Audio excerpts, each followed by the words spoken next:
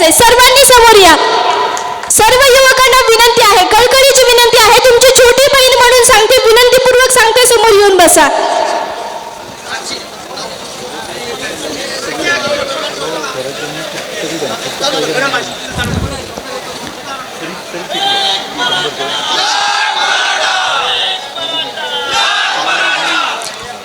महाराष्ट्रात ज्यावेळेस यवनांच्या पायाखाली चिरडला जात होता, यवनांच्या आक्रमण आपल्यावर होत होती, ती थांबावी आणि आमच्या मराठ्यांना न्याय मिळावा म्हणून या हिंदवी स्वराज्याचं देखणं स्वप्न पाहणाऱ्या मासाहेब जिजाऊ शत्रूच्याही छावणीत राहून आपल्या मुलाने हे देखणं स्वप्न साकार करावं यासाठी शत्रूच्या छावणीत राहून बाळकडू पाजणारे शहाजीराजे आणि आपल्या माता पित्यांनी पाहिलेलं स्वप्न खऱ्या अर्थाने सत्यात उतरवावं आणि या मराठ्यांना कुठेतरी न्याय मिळावा, या यवनांच्या टापा कुठेतरी थांबल्या जाव्यात यासाठी प्रयत्न करणारे माझे छत्रपती शिवाजी महाराज आणि छत्रपतींनी निर्माण केलेलं हे स्वराज्य अबाधित राहावं यासाठी प्रयत्न करणारे धर्मवीर संभाजीराजे आणि ज्यांना आम्ही नेहमीच आमच्या समोर आदर्श मानतो, तो आमचा पवित्र पावन भगवा ध्वज.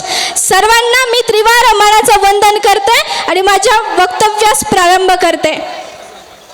मराठा म्हणजे काय? मराठा म्हणजे काय? कीर्तनातील टाळ मराठा, वारकऱ्याच्या गळ्यातली माळ मराठा. कीर्तनातील टाळ मराठा, वारकऱ्याच्या गळ्यातील माळ मराठा. अहो या महाराष्ट्राची नाळ मराठा. बोला एक मराठा, एक मराठा. स्वराज्यासाठी सांडलेलं रक्त मराठा, स्वराज्यासाठी सांडलेलं रक्त मराठा. अहो दगडापेक्षाही, दगड धोंड्यापेक्षाही सक्त मराठा. याहून पलीकडे दिल्लीचंही राखतो तख्त मराठा. बोला एक मराठा, एक मराठा. अब्दालीची हार मराठा, अब्दालीची हार मराठा. आकाशात भिरभिरणारी घार मराठा. अहो झेंडा अटके पार मराठा. बोला एक मराठा, एक मराठा. गरिबीत कुजला मराठा, गरिबीत कुजला मराठा. अश्रूमध्ये भिजला मराठा. या सगळ्या यातना सहन करूनही यात मातीत रुजला मराठा. तोच आमचा एक मराठा, एक मराठा. आणि ह्या मराठ्यांवर आज काय वेळ आली आहे? रस्त्यावर उतरण्याची वेळ आली आहे. खऱ्या अर्थानं मराठा आरक्षण कशासाठी? मराठा आरक्षण कशासाठी?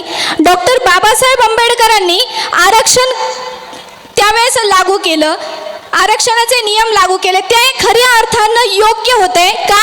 कारण विकासाची जी गंगा वाहत होती, त्या विकासाच्या गंगेमध्ये कित्येक समाज हा विकासाच्या मागे राहिला. तोही विकासाच्या प्रवाहात यावा आणि त्यांनाही अनेक योजनांचा लाभ व्हावा आणि आपल्यासारखीच वागणूक त्यांनाही मिळावी यासाठी ते आरक्षण काढलं गेलं.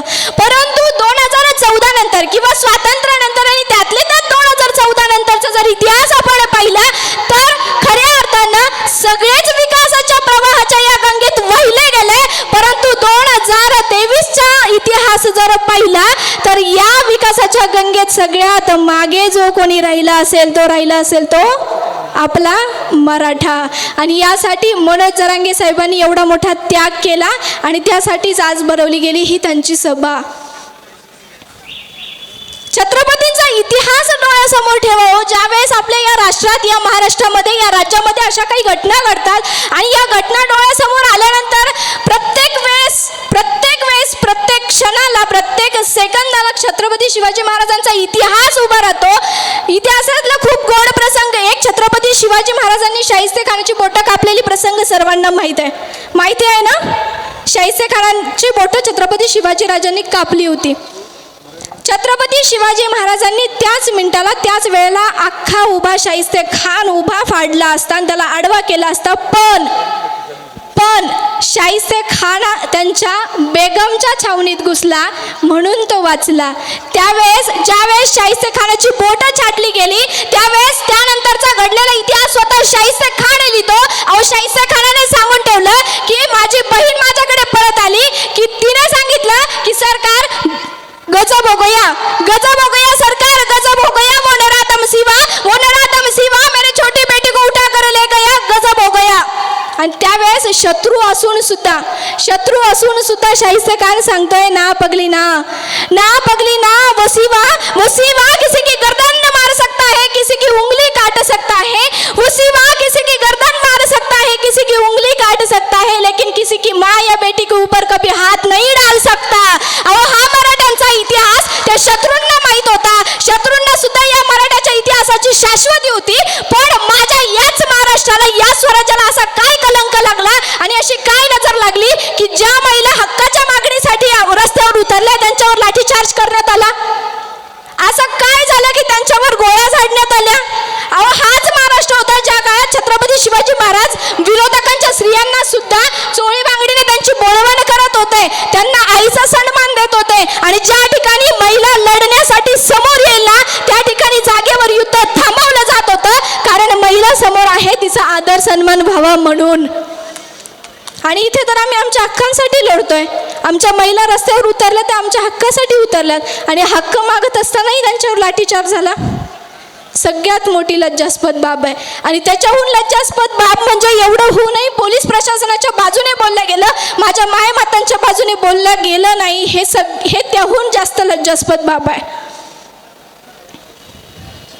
या सगळ्या गोष्टींचा उलगडा केला, या सगळ्या गोष्टी बघितल्या त्यावेळेस असं डोळ्यासमोर येतो की बाकीचा समाज, अर्थात मराठा समाज हा कधी जातीवाद करत नाही, पण बाकीचा समाज ज्यावेळेस त्यांच्या हक्कासाठी लढतो त्यावेळेस त्यांना हक्क समजला जातो. आणि ज्यावेळेस माझा मराठा समाज लढतो त्यावेळेस जातीवाद हा कोणता विचारवंत? वारे तुम्ही विचारवंत, हा कोणता विचार?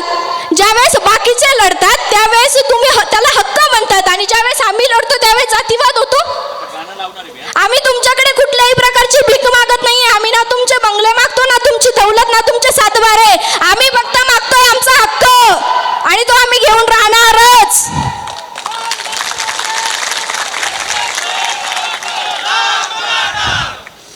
हे पेटलेलं वातावरण आता थांबण्याच्या मागे नाही. जोपर्यंत आरक्षण घेत नाही तोपर्यंत आम्हीही मागे हटणार नाही. मनोज जरांगे पाटलांचं 2च मिनिटात आगमन होतंय. मला कुठल्याही परिस्थितीत आवरणं आहे, बोलायला खूप सगळं आहे. एवढे अन्याय अत्याचार आपल्यावर झालेत. महत्त्वाची गोष्ट जर पाहायला गेली तर मराठा समाजामध्ये कित्येक प्रवर्ग हा शेतकरी प्रवर्गातील आहे. शेतकरी कसा बसा त्याचा जीव जाळून, त्याचा घाम गाळून मुलांना शिकवतो.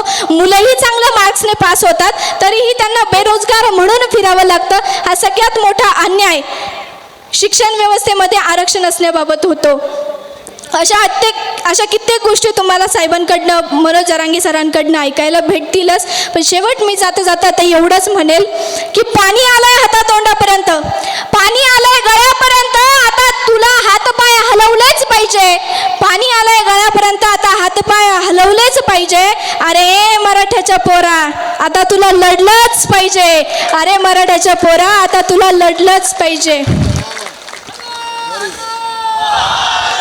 अरे तोंड दाबलं जात आहे तुझं, अरे तोंड दाबलं जात आहे तुझं, मार मिळतोय बुक्याने. अरे तोंड दाबलं जात आहे तुझं, मार मिळतोय बुक्याने. अरे म्हणूनच का काढले होते तू 57 मोर्चे मुक्याने? पेटल्याशिवाय तलवार तुझी, पेटल्याशिवाय तलवार तुझी यांना जाग येणार नाही आणि रस्त्यावर उतरल्याशिवाय शासन आपल्याला न्याय देणार नाही. यांच्याच नाकावर टिचून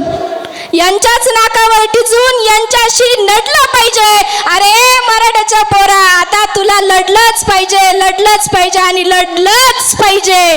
आणि ते आम्ही लढणार आणि शेवटच्या श्वासापर्यंत लढणार. आमचा इतिहास आम्ही डोळ्यासमोर ठेवणार आणि इतिहासात आजपर्यंत जेवढ्या सगळ्या रणभूमी गाजवल्या, आजही ही रणभूमी आम्ही गाजवणारच आणि आरक्षण घेऊनच घरी जाणार. धन्यवाद.